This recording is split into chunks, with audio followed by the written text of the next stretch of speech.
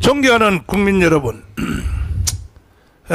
오늘은 다뤄야 될 이슈들이 너무 많기 때문에 빨리빨리 이제 진행을 하려고 합니다.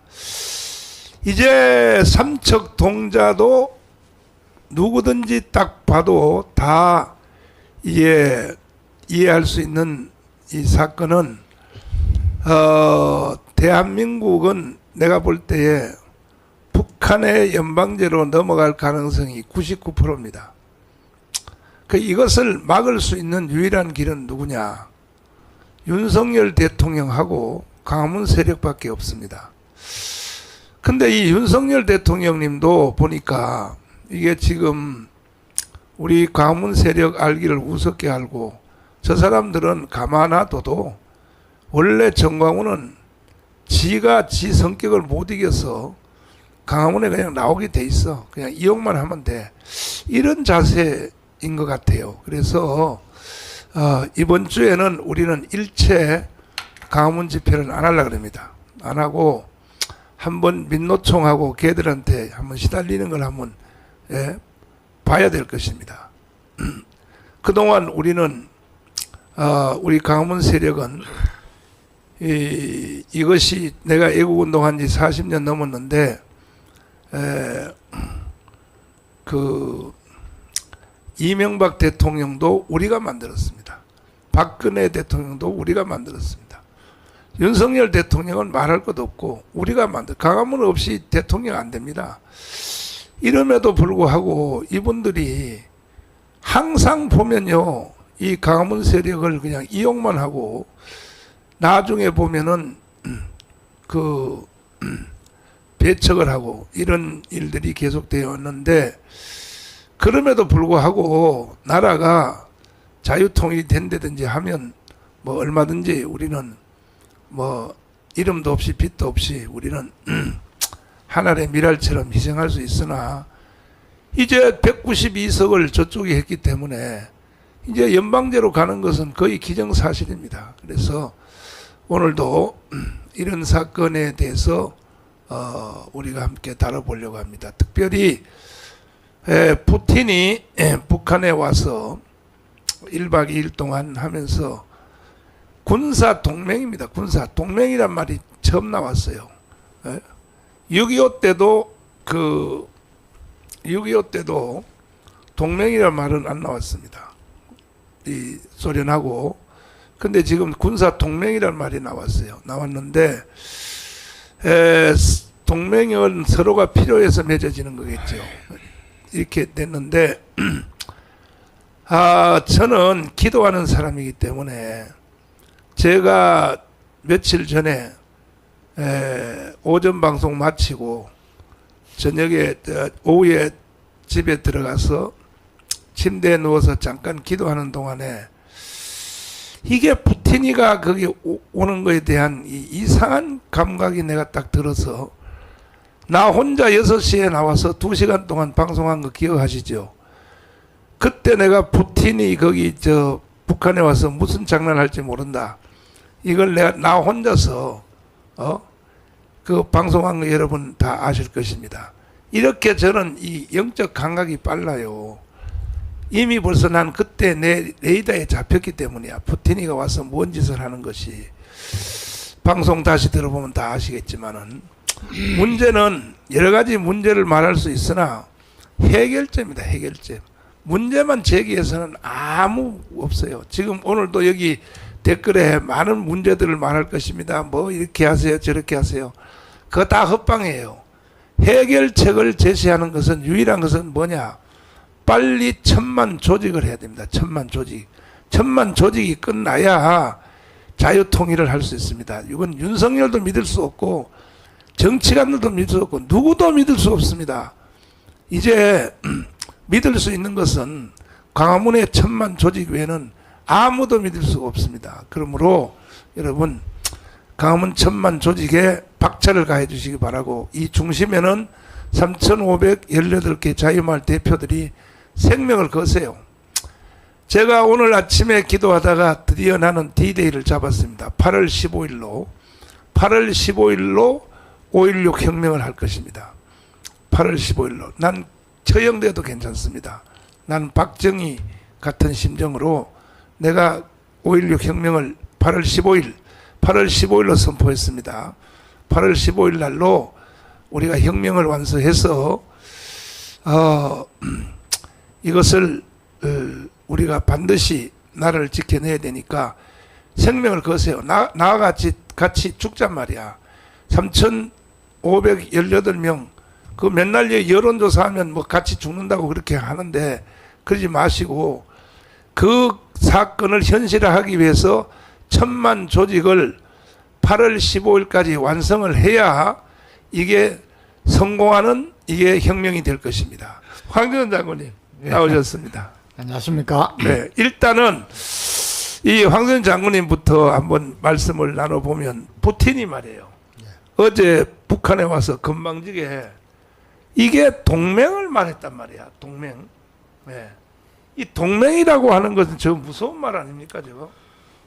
지금 푸틴이 약간 김정은이하고 밀착하게 되는 것은 위로 올려.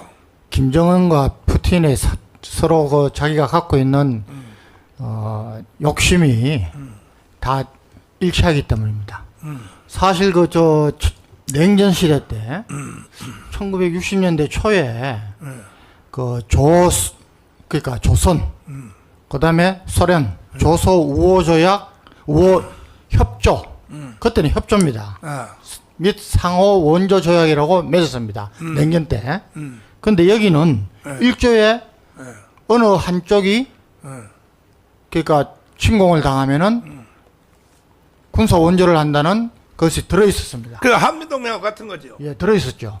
그런데 냉전이 끝나고 2000년도에 들어와가지고 소련이 이걸 바꿨습니다. 그러니까 군사 자동 개입 조항을 없애고 조금 희미하게 한 거죠. 약하게. 그래 이제까지 왔었습니다. 왔었는데 요번에 와서 이제 김정은이가 푸틴의 우크라이나 전쟁 거기에 자기들의 무기 지원이 필요하다는 것을 그걸 이용해 가지고 그다음에 최근에 왜 김정은이가 우리를 이제 적대국으로 선포했지 않습니까?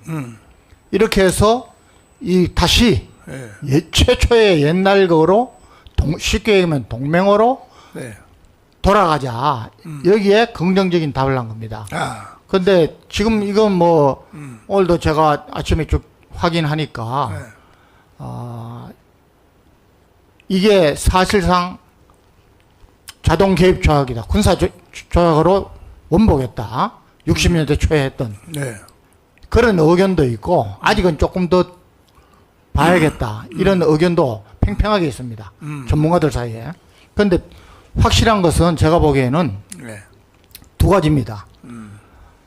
푸틴은 지금 우크라이나 전쟁에서 뭔가 얻은 다음에 종결을 하려면은 다른 데는 손댈 데가 없습니다. 없고 결국은 무기 지원인데 북한의 무기 지원이 필요하니까 이런 제스처를 쓰는 거고 그다음에 김정은이는